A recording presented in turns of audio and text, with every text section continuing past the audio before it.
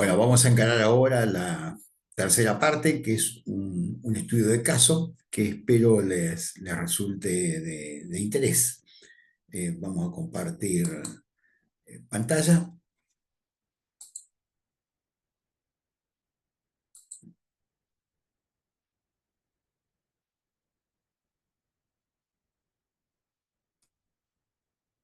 Bien.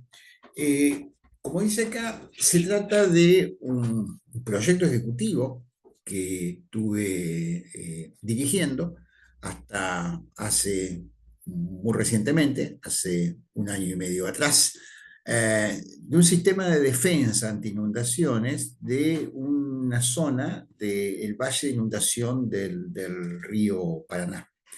Entonces, vamos a ver cuáles son las cuestiones. Eh, Primero les refiero que el proyecto se desarrolló entre los años 2021-2022, un proyecto donde participaron 20 profesionales técnicos y auxiliares en trabajo de campo y gabinete, un informe final de 8 ítems, muy grande, 650 páginas, 110 planos, etcétera. Entonces, un proyecto tan grande, simplemente para decirle que no puedo entrar en detalle en ningún aspecto de los relevamientos y estudios básicos realizados ni en las obras diseñadas y proyectadas. Sí se presentan las características de la zona a proteger, los componentes que generalmente en este tipo de proyectos no son tenidos muy en cuenta en la concepción clásica de los proyectos de ingeniería. Aparecen las limitaciones en el tipo de obra, las restricciones de ocupación de zonas inundables, la participación de la población y la integración al paisaje urbano. Esas son las cuestiones que me interesa recalcar. Pero les comento un poquito cómo es la zona, digamos, ¿no? La zona está ubicada en el valle de inundación del río Paraná. Acá está el río Paraná, acá está la ciudad de Santa Fe, la ciudad de Santa Fe, una población de 500.000 habitantes. La zona de estudio está ubicada específicamente en esta parte de acá. Sobre esta parte se desarrolla una ruta provincial, la ruta provincial número 1, que va recorriendo una zona que está en un albardón del sistema del río Paraná. Esta zona ha sufrido inundaciones catastróficas en el año 1983, 1992 y 1998. Se observa en esta imagen la crecida de 1992 y donde se observa que acá está la ruta 1 y la zona a proteger es una zona netamente inundable. Es una zona netamente inundable. Pero es una zona que pasó de actividades hortícolas, avícolas, ganaderas, pasó a una ocupación urbana, a una ocupación urbana que primero era de fines de semana, a ocupación urbana estable por expansión urbana, expansión de la ciudad de Santa Fe. Acá hay una ruta que cruza todo el sistema del Paraná y se comunica con la otra ciudad que está en la margen izquierda, que es la ciudad de Paraná. Y acá en la ruta 1 se fue consolidando una zona de ocupación urbana, puesto que después de la crecida catastrófica en 1998, no se produjeron crecidas del mismo nivel de importancia. Y la memoria de la población siempre es corta, digamos, ¿no? Y a veces también de las autoridades. Se creó un anillo de defensa, aparentemente en la zona más alta, entre el kilómetro 0 y el kilómetro 8, y empezaron las presiones para que cada vez se hicieran más defensas para proteger a la zona esta que ha sido ocupada. Entonces, como decía, la no ocurrencia de crecida catastrófica luego del año 2000, bajo costo de los terrenos, produjo un incremento de todos los desarrollos inmobiliarios. Con lo cual se produce una presión muy grande por todos los ocupantes en estar defendido. Esa zona se encuentra amenazada por la lluvia y por las crecidas que seguramente en algún momento se van a volver a presentar y por los ascensos de los niveles freáticos. Entonces, todas las pérdidas que se estaban produciendo y demás dieron lugar a que las autoridades decidieran llamar a una licitación de un estudio y proyecto que trata de defender partes de esa zona, pero también apunta a un ordenamiento hídrico de la zona. O sea, las autoridades consistieron en hacer una obra de defensa, pero en la licitación se incluyen las obras de defensa sobre la costa, los desagües pluviales del sector urbano defendido, que descargan hacia la defensa, con reservorio, estaciones de bombeo y sus descargas correspondientes, y el diseño de medidas no estructurales relacionadas a la gestión ambiental y a la prevención hídrica. Plan de gestión ambiental, operación y mantenimiento de las obras, propuesta de zonificación de uso del suelo de la futura área defendida y lineamientos para un futuro plan de contingencia.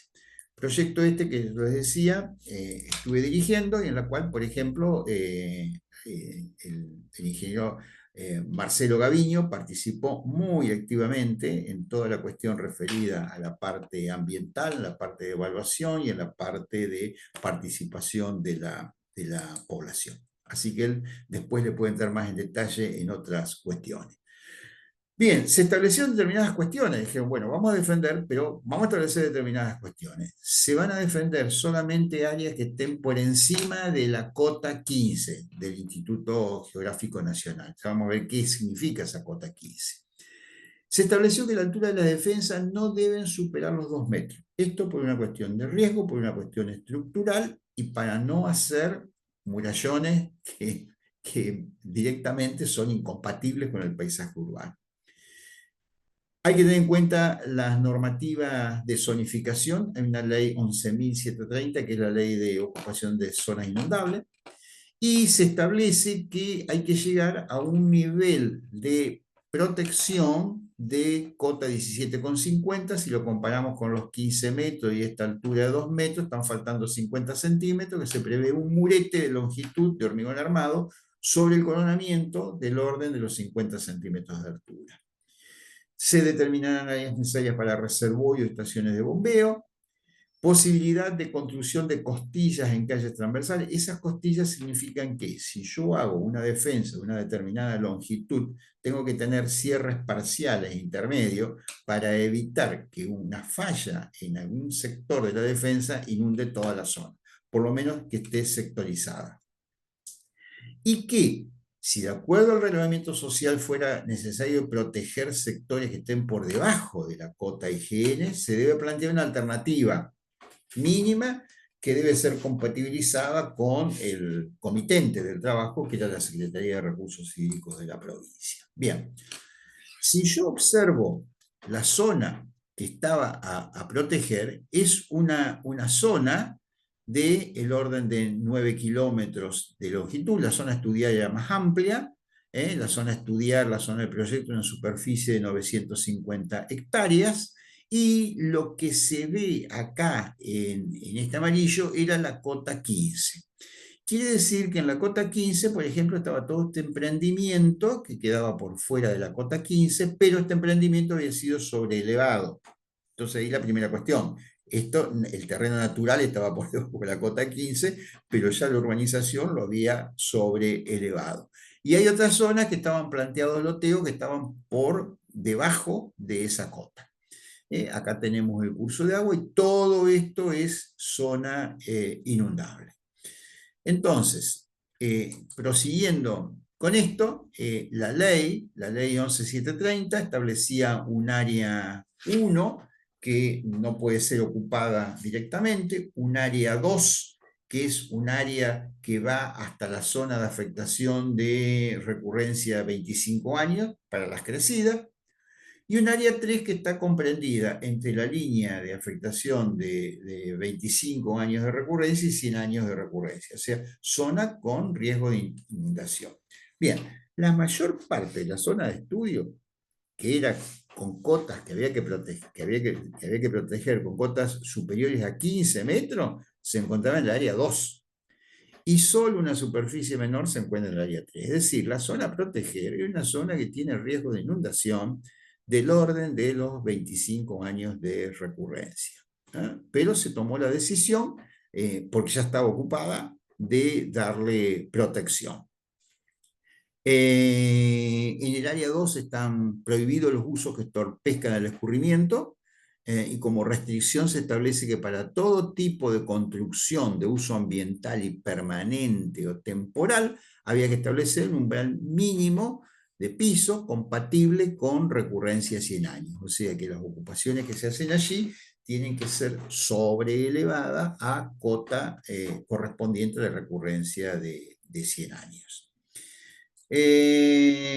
Bueno, el estudio constituyó de 8 ítems principales, ¿no es cierto? La recopilación de antecedentes, la definición de la traza, los estudios básicos. Este punto, la definición de la traza, fue el punto crítico, digamos, ¿no? Los estudios básicos, ¿qué contemplaron? Los relevamientos topográficos, la elaboración de la cartografía y los planos base. Acá hay un detalle de lo que contemplan todos los estudios topográficos que tienen que realizarse. La geotecnia, siguiendo el lineamiento de la traza, y la confección de un sistema de información geográfico para múltiples aplicaciones, para toda la información y para múltiples aplicaciones.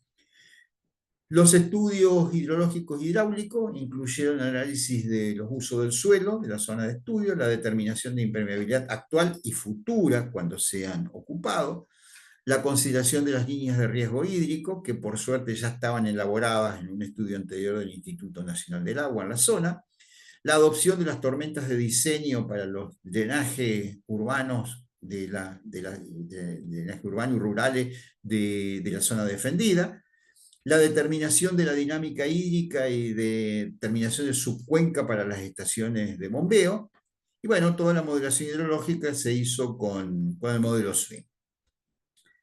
El diseño de obras y la parte de evaluación económica, las obras de defensa fueron obras de terraplenes de material suelto.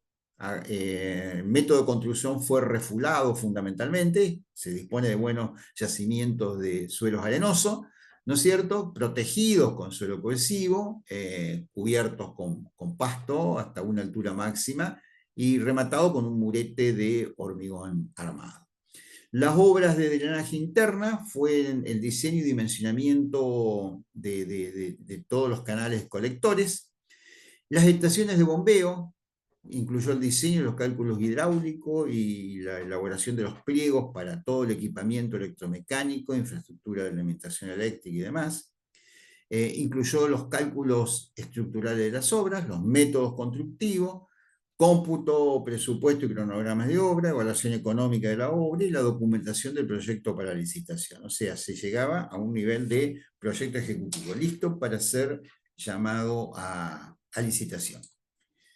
El ítem 6 incluía el análisis ambiental y socioeconómico, estaba el análisis del marco legal, la línea de base ambiental, la valoración de los impactos ambientales, la identificación y organización de medidas, plan de gestión ambiental, la evaluación multicriterio y la estrategia de articulación territorial y talleres, este ítem en el cual tuvo una participación definitiva Marcelo Gavini. Un ítem 7, que era el diseño urbanístico arquitectónico a nivel de anteproyecto, que era, esto fue un desafío, la integración de las obras de la trama urbana, camino de servicio, circulación peatonal y ciclovía, vías de paso hacia la laguna, porque claro, al colocarse un terraplén de ese tipo, se corta la comunicación con el espejo de agua, ¿no? Iluminación y señalización y la parquización. El ítem 8, que tenía el diseño de medidas no estructurales, incluía el plan de gestión ambiental, contempla la mitigación de los impactos negativos durante la ejecución y operación de las obras, o sea, ex ante y ex post. El protocolo de operación y mantenimiento de las obras proyectadas, esto fue importantísimo, de defensa de la red de drenaje y de las estaciones de bombeo. Las propuestas de zonificación de uso del suelo para las áreas defendidas y los lineamientos técnicos para un futuro plan de contingencia que debía elaborarse, pero había que dar las pautas. ¿Cuáles eran las características de la zona a defender? Era muy variado, digamos, ¿no? Teníamos zonas de viviendas muy precarias, como se ve acá, otras intermedias y otras de loteos para urbanización, directamente, para barrios privados y demás. Una clasificación, acá tenemos una clasificación del tipo de vivienda: casa precaria, moderna, casa de buena calidad y en construcción.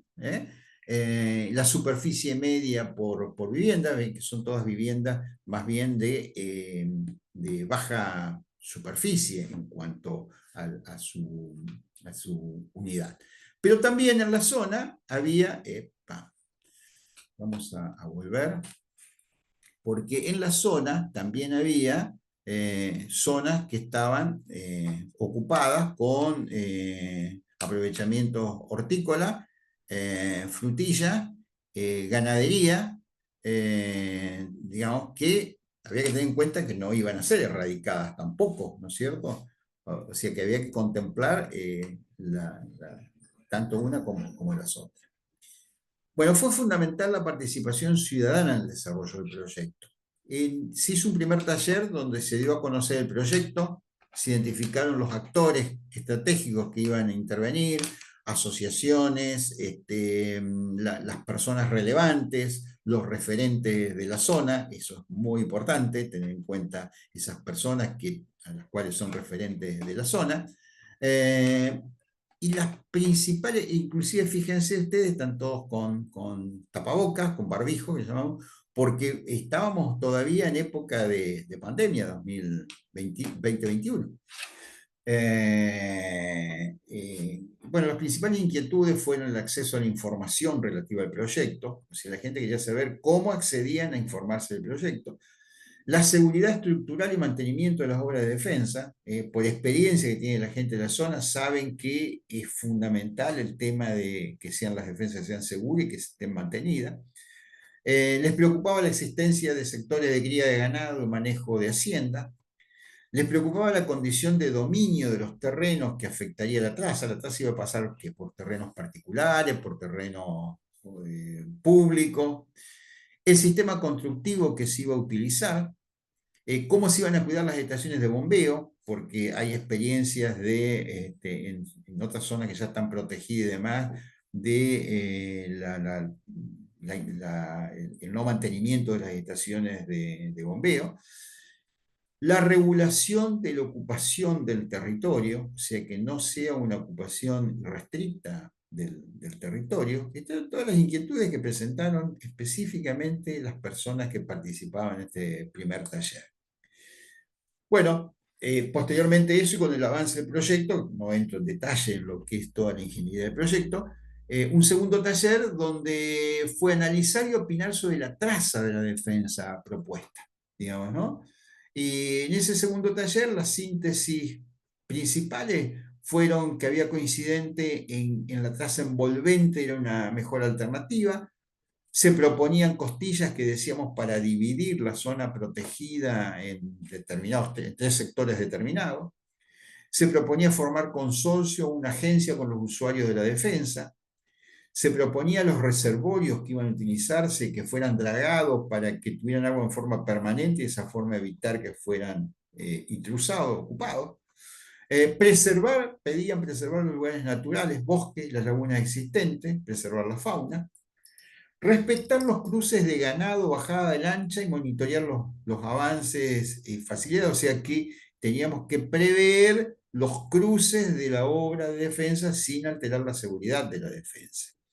Y que estén muy bien señalizados los escurrimientos en las calles para saber el sentido del movimiento de las aguas. Perdón. En el segundo taller, además, que tenían que opinar sobre la traza de la defensa propuesta Esto fue muy interesante porque fíjense en las imágenes, la gente trabajó por grupo en las trazas propuestas, opinando sobre los mismos, e inclusive cada grupo expuso sus observaciones sobre la traza. O sea, hay que darle protagonismo a la gente para que se empodere y se haga cargo de las obras que se van a hacer. Las principales conclusiones, observaciones fueron reclasificar el uso del suelo agrícola a otro uso productivo, empoderar a los vecinales para que puedan contribuir, analizar la gestión del proyecto. Había una cuestión, la zona de defender pertenece a dos distritos diferentes, una municipalidad y una comuna, o sea que tienen dos administraciones diferentes. Eso ellos se dan cuenta de que es un problema y hay que compatibilizar eso y analizar y favorecer con un proyecto el movimiento en bicicletas. Esas fueron las cuestiones que plantearon fundamentalmente los vecinos. Se hizo un tercer taller, ya con los avances del proyecto de defensa, con todas las obras propuestas y con todos los estudios que se hicieron. Fue proponer todo, los vecinos tomaron conocimiento de todo el proyecto y hicieron sus observaciones ya a nivel de detalle. Y finalmente, en el cuarto taller, donde se presentó el proyecto definitivo, como ustedes pueden ver, fueron muy parecidos el tercer y cuarto taller, porque ya fueron sobre las obras definitivas que estaban. En el tercer taller se planteaban algunas cuestiones que fueron tenidas en cuenta para la presentación del proyecto definitivo en el cuarto taller. Y así quedó constituida la zona de defensa. Fíjense, esta en distintos tramos, en distintos tramos, está dividido en tramos porque los tramos tienen distintas características. Fíjense las estaciones de bombeo que están en amarillo. Cada estación de bombeo tiene su zona de almacenamiento. Están establecidos pasos de las defensas. Esos pasos de la defensa que están ubicados acá coinciden con algunas de las costillas que estaban propuestas por los pobladores. En algunos casos están en coincidencia prácticamente un paso con las estaciones de bombeo, en otros casos no. Este que era el barrio que había sido elevado y demás, fíjense que una parte de ese queda fuera de las obras de defensa porque únicamente había sido autorizado para ser ocupado con viviendas palafíticas. Entonces se respetó eso, la obra de defensa pasa por acá, acá hay ocupación, pero con viviendas palafíticas, y hay paso, por supuesto, establecido en esos lugares. Y están indicados también las áreas de anegamiento, que ahora vamos a ver. Esas áreas de anegamiento están impedidas de ser utilizados por el proyecto urbano. El proyecto ejecutivo de las obras son 8.600 metros de terraplén refulado. Hay una parte de terraplén de material cohesivo, en la parte donde pasa sobre el barrio ese que ya está implementado y demás. O sea que se necesita allí un ancho de ocupación menor. Entonces se hace con terreno cohesivo que permite una ocupación menor del terreno. Hay 7.600 metros de colectores troncales revestidos. Hay un tramo cortito de colectores entubados. Y hay 6 estaciones de bombeo, con electrobombas de 600 metros cúbicos por hora, 6 motobombas diésel para emergencia. Esos son los componentes duros del proyecto en definitiva. Esta es una vista que se observa de los cortes, tanto de lo que es el terraplén que existe de material cohesivo, como los de material de refulado, con sus protecciones, con sus barreras de vegetación, con sus anchos de coronamiento. Es mayor el ancho de coronamiento en los de material refulado que en el sector que es corto, el sector de material cohesivo. Para quienes les interese están los detalles del proyecto. Y acá lo interesante es que se le adaptó un anteproyecto urbanístico arquitectónico para la obra de defensa, ¿eh? O sea que sobre el coronamiento se provee una doble cinta de solados que van acá. Este es el terraplén, digamos. Hay un circuito aeróbico y una bicisenda, con un buffer intermedio que está ubicado acá, para poder acceder. Una calzada de rodamiento para eventual tránsito de vehículos, también se prevé el eventual tránsito de vehículos, que son para mantenimiento, no es para que circulen acá en forma permanente vehículos, sino es para peatonal y bicisenda, y eventualmente los vehículos de servicio. Secuencia de miradores y descanso, en estos lugares. Ahora vamos a ver algún detallecito de alguno de ellos. Eh, Toda una parte de parquización, con vegetación autóctona, zona de ascenso y descenso al coronamiento, porque esto tiene pendiente. Iluminación, señalización y demás. Por supuesto, lleva un camino de servicio del lado protegido. Este es el lado protegido, lleva un camino de servicio. Si ustedes observan acá un detalle, en el detalle se ve la zona de acceso, se ve esta zona que son mirador, y esta zona que tiene para sentarse, para hacer ejercicios, y demás, que están espaciados a una determinada distancia y demás. Esto es fundamental, porque el mejor mantenimiento que se puede hacer de estas obras es que esté integrado al paisaje urbano.